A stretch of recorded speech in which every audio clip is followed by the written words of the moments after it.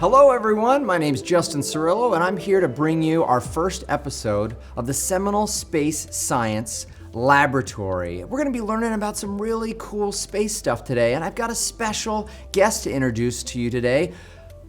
Who are you? Hey everybody, my name is Zeke, and I come from the planet Orgnac, and I'm here to learn about space and science. And Justin, what are we going to be learning about today? Well, we are going to be learning all about nebulas. What is a nebula? Well, we have stars, billions and billions of stars. And when a star dies, it leaves in its wake a planetary nebula. And this is where all the elements in the universe come from. Even the elements that are inside me, Zeke, even the elements that are inside you. Whoa! Really? Me? I didn't know that either. Well, what are we going to do here? All right, well, we've got some really cool tools to help do this activity and help you learn how this works. We've got our salad spinner here, AKA high mass star, and we've got the elements that are in our universe. Now, initially, our universe had two elements, hydrogen and helium. But as stars form and as stars died and as stars exploded, they created even more elements in our universe. The same elements that are in our star today, that are on our Earth, and make up the other planets.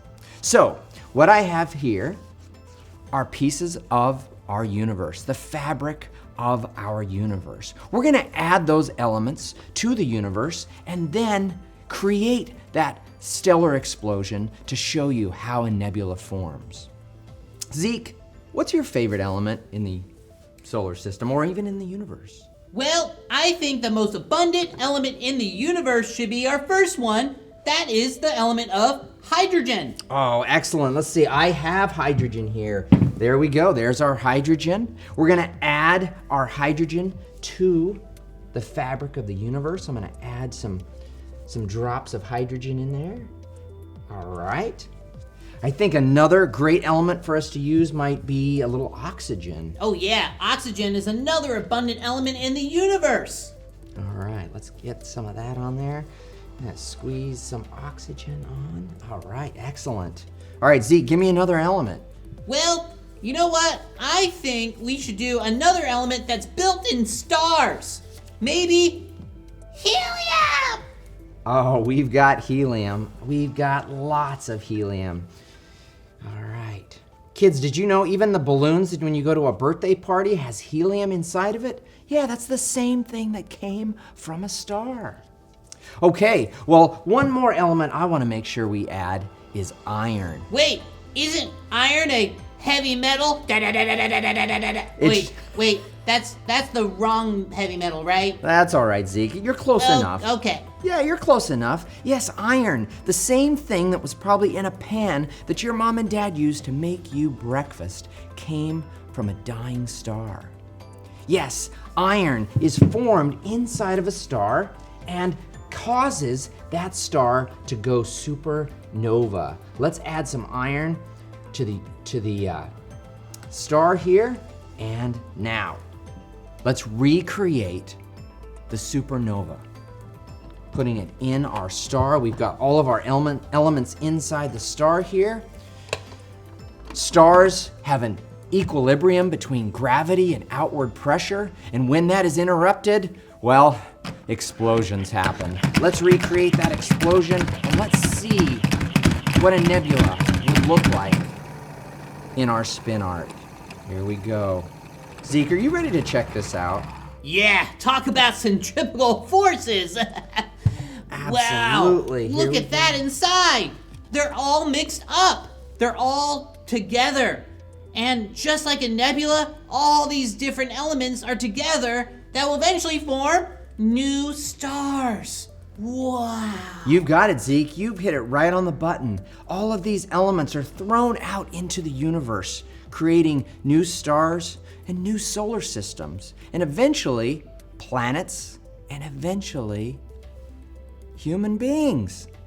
Now, you can see these same nebulas with a telescope. Yeah, absolutely. If you've got a telescope on a dark night, you can go out and see things like the Ring Nebula, like the Eskimo Nebula, like the Cat's Eye Nebula.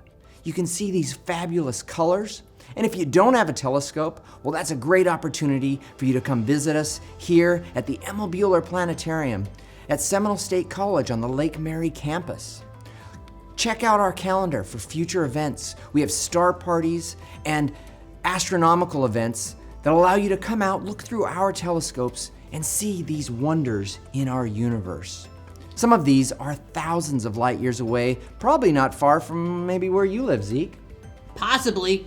I've heard that there's a supernova that just exploded about 700 light years from Orgnac. And is it possible I could take this home as a specimen, Mr. Justin? Zeke, I'm gonna give this one to you. Wow, that's super awesome. Thank you, Justin. Thank you so much. Well, you're welcome, buddy. You know what? I normally have my partner here with me, but I don't know where he's at. Have you seen Derek? Well, I heard that he took my spaceship visiting the Alpha Centauri system, but he said he's gonna come back soon. Okay, good, because I'm gonna need him for a couple future episodes. We've got more episodes coming your way. We're gonna talk about high mass stars. We're gonna talk about asteroid mining. We are even gonna talk about the amazing things, black holes created by immense gravity. So, like this video, subscribe to this YouTube channel, and be ready for us to bring you more amazing episodes about the universe to allow you to learn more about what's going on and the science behind what we see every day. Bye-bye, everyone.